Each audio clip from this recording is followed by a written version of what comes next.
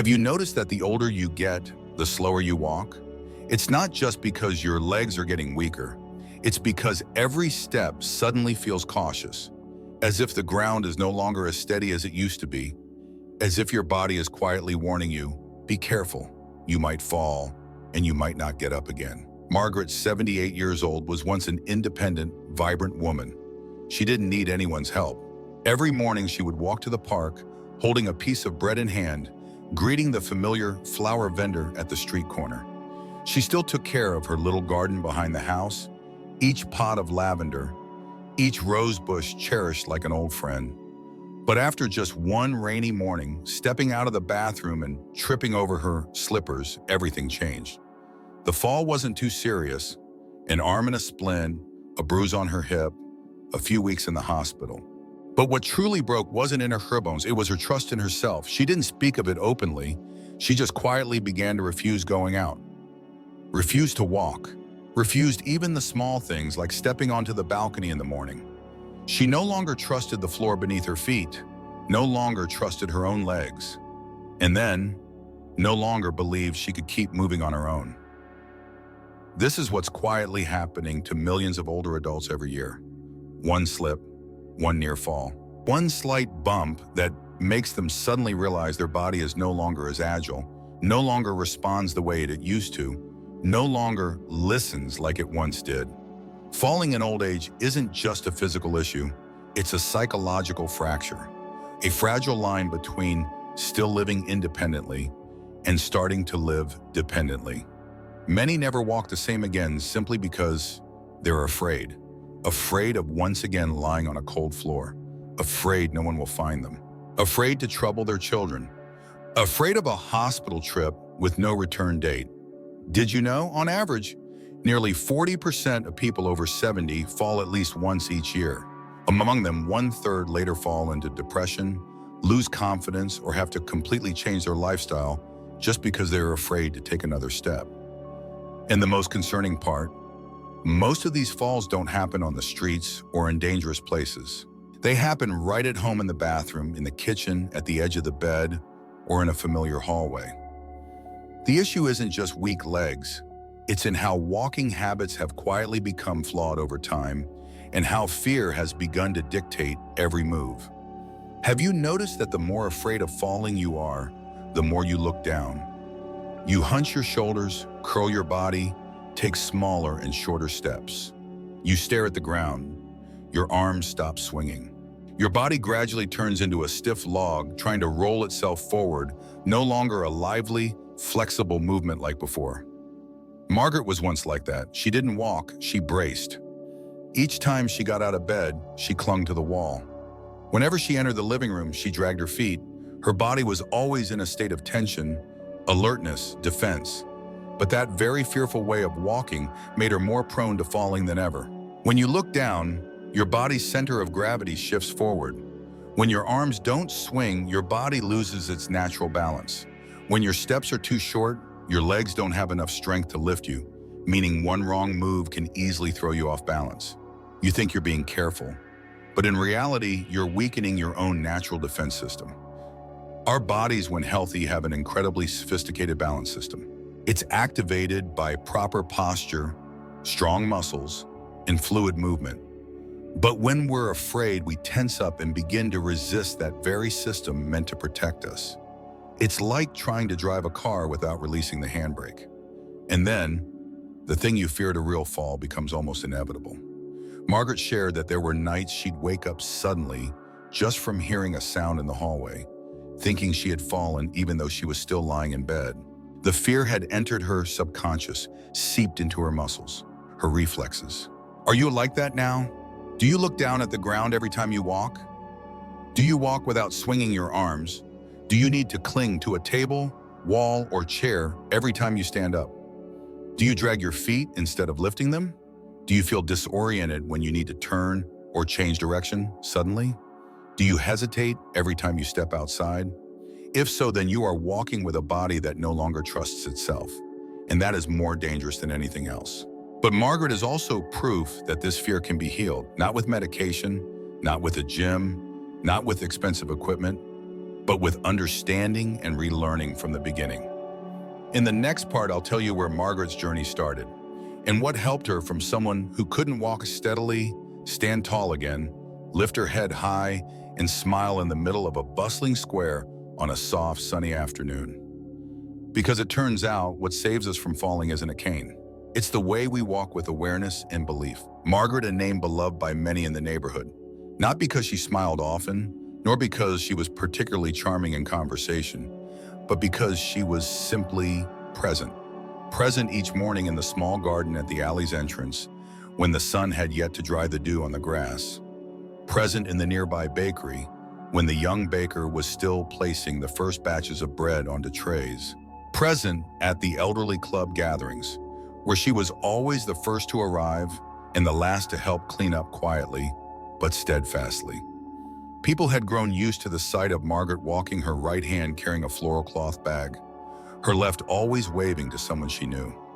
There was something steady about her gait, not hurried, not sluggish, more like a unique rhythm of time itself. Those steps no longer had the speed of a 30-year-old, but they still brimmed with the fullness of life. So no one expected that after just one minor slip in the bathroom, Margaret would disappear. She no longer tended the garden, no longer visited the bakery, nor did she show up to any gatherings. At first, people assumed she was traveling or visiting her daughter in the countryside. But then a week passed, 2 weeks, 3, and no one mentioned Margaret. No messages, no updates. Her absence, silent but heavy, felt as though the neighborhood had lost a familiar heartbeat. In truth, she was still there. In her familiar second-floor apartment, the curtains always half drawn, a dim yellow light glowing each evening. Margaret hadn't broken her hip. She hadn't stayed long in the hospital. She hadn't lost her ability to walk. She was just afraid. Afraid of getting out of bed each morning. Afraid to walk into the kitchen. Afraid to wash her face in the bathroom, the very place where the fall had occurred. Afraid to face the cold floor and her trembling legs. Afraid to see her own reflection in the mirror with hunched shoulders, a curved back, eyes lost somewhere, no longer recognizing the woman who once believed every morning was a blessing. Her daughter Emma, a strong woman working in the medical field, flew back as soon as she heard her mother had fallen. But after a few days of caregiving, cooking, and tidying up, she began to sense something was wrong. Not from any external wound, but from her mother's eyes. "I'm fine," Margaret always said, a faint smile on her lips, hands tightly gripping a warm glass of water. But Emma noticed her mother hadn't left the bedroom in 3 days, not once stepped onto the balcony, not touched the beloved lavender pot, the one she used to care for like a child. And then, on the 4th day, Emma gently sat beside the bed, held her mother's hand, and asked a question she hadn't planned. "Do you still trust your legs, Mom?" Margaret didn't answer. She stayed silent for a long time. Then tears welled up, not from pain, but because for the first time, someone had spoken the exact thing she had been feeling. "It's not that I don't want to walk again, dear," she whispered. "I just don't know how to begin." Emma held her mother tighter than she ever had before, and in that moment she made a decision. Her mother didn't just need someone to help with physical therapy, she needed someone gentle enough to convince her that this body could still be trusted. 3 days later, a young woman entered the apartment, her hair neatly tied back, her eyes bright, her voice calm. "I'm Dr. Hannah. I'm not here today to start training. I'm here to listen." Margaret looked at her skeptical, guarded, defensive, like many elderly who had lived independently and were suddenly offered help. "I heard you used to love walking every morning. What made you love it so much?" A simple question, yet it made Margaret pause. It had been a long time since anyone had asked her that. And then, after a few moments, she began to speak about the smell of morning bread, the chirping birds by the path, the feel of the wind in her hair, and those steps she had never once doubted. She spoke. Hannah listened, no note-taking, no interruptions, just sat there fully present with silent patience. "You know," Hannah said finally, "I believe our bodies have memory, and the steps you once walked, they're still there. They're just waiting for you to call them back." That sentence like a gentle knock on a door long shut inside Margaret's heart. The next day they began, not with knee bends or leg lifts, but with one simple act, standing up and breathing. Hannah wasn't in a rush, she didn't push, she didn't ask Margaret to leave the room. She simply placed her hand on her back and said, "Lift your head a little, put your hand on your belly, take a deep breath and feel the soles of your feet on the ground." Margaret followed at first stiffly, unsure if her legs could still hold her up. But Hannah was always there, close enough to support her if she lost balance, far enough for Margaret to still feel she was doing it on her own. Each day, one more step, one longer stand, one deeper breath, one more moment looking out the window instead of down at the floor where the sunlight still waited for her, just like every morning. And then one day, just 2 weeks later, Margaret opened the bedroom door and walked into the living room. No one urged her. Hannah wasn't there. She simply wanted to try something that once belonged to her. Emma saw her mother walking out, hands still trembling, but with a smile, the very one she thought had been lost since the fall. "I just wanted to check if the ground is still as trustworthy as it used to be," Margaret said, half joking. And Emma knew her mother had just crossed the most important boundary. Not the boundary from bed to doorway, but from fear to belief. Some wounds leave no scars, but they linger sometimes for a lifetime beneath the invisible skin of memory. Margaret's fall didn't leave her bedridden, but it made her unsteady in her own mind. After meeting Dr. Hannah and taking the first steps toward recovery, Margaret thought everything would return to normal. But in truth, that was only the tip of the iceberg. Because the hardest part after a fall isn't healing the legs, it's convincing the mind that you're still capable of standing tall. On the 5th morning since beginning her exercises, Margaret woke earlier than usual. The first light of day slipped through the curtains, resting gently on the edge of her blanket. She placed her hand on her chest, listening to her heartbeat steady, but somewhere in there was a rhythm, just slightly, as she rushed. She planned to walk on her own from the bedroom to the balcony, a distance of less than 10 meters.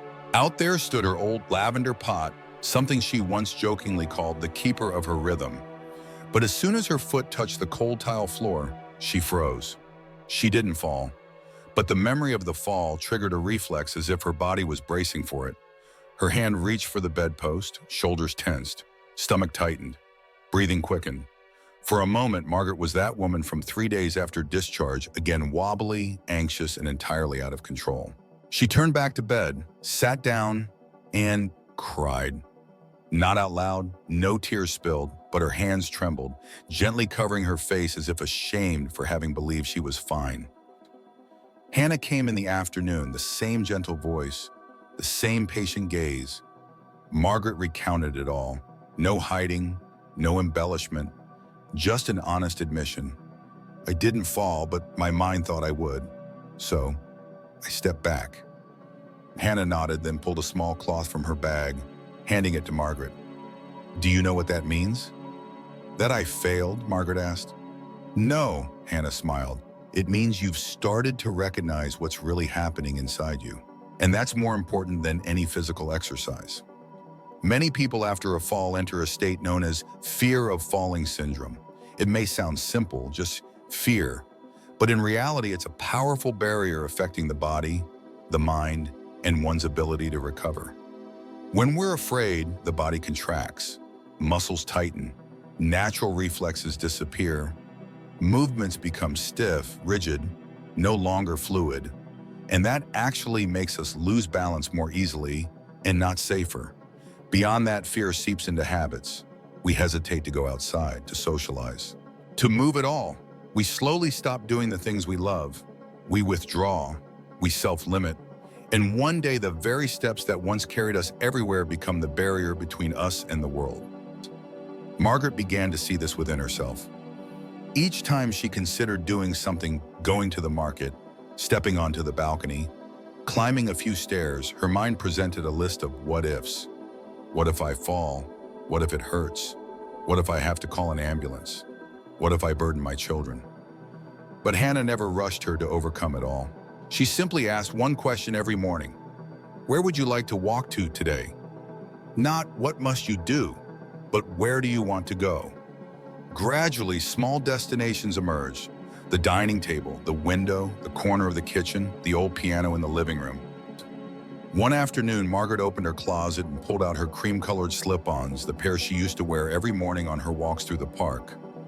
They were dusty, but when she slipped them on, the familiar feeling returned like a vein reconnecting its flow. She looked at herself in the mirror, hair grayer, shoulders a bit slouched. But in her eyes, something had returned. That day, she stepped out of the door and walked a loop around the neighborhood with Emma by her side. No hand-holding, no support, just walking side by side. Each step wasn't a return to the world. It was a return to herself. From that day on, Margaret began keeping a journal. Today, I walked 23 steps from the bedroom to the balcony. I didn't need to hold the chair when I stood up from the dining table. I watered 3 pots of plants without sitting down to rest. Things that might seem small, but to Margaret, they were living proof that she was still moving forward. And so, step by step, breath by breath, lift by lift, each moment daring not to look down, Margaret slowly began to dismantle the invisible barrier that had held her back for months. At 78, Margaret didn't need anyone to call her strong. She had already proven it by not letting one fall decide the rest of her life. And if you are reading these words, have you ever had a fall, a near stumble, or even just a quiet fear each time you take a step? Remember this, what weakens us isn't age. It's when we stop believing in our ability to heal. Don't let one moment of imbalance become a life sentence. Like Margaret, you can begin again with one step, one breath. One day where you dare to go a little further than yesterday. And if this has touched something deep within you, leave number 3 below, so I know you're still walking alongside us. And so Margaret knows her journey has inspired someone else who's just beginning. After many days of patient training, Margaret was finally able to take her first steps out of the room where she had once curled up in fear. But Hannah, her patient companion, understood one thing clearly. Those steps, though precious, were still not enough. She had met many elderly patients before. Some recovered quickly after an injury. Others, even after their bodies had healed, continued to live in a world of limitations. The difference, Hannah believed, came down to this. Did that person see themselves as someone recovering or as someone permanently broken? And with Margaret, Hannah could still sense something delicate, yet very real, like a transparent pane of glass between her and the world. One Tuesday morning, Hannah brought a small plastic chair and placed it in the middle of the living room.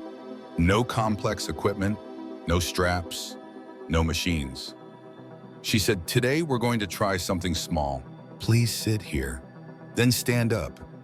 Each time I'd like you to describe how it feels." Margaret chuckled softly. "Really? Just standing and sitting?" "Yes, but this time it's not your body doing the work. It's your mind." The first time, Margaret stood up quite steadily, but when Hannah asked, "What were you thinking as you stood up?"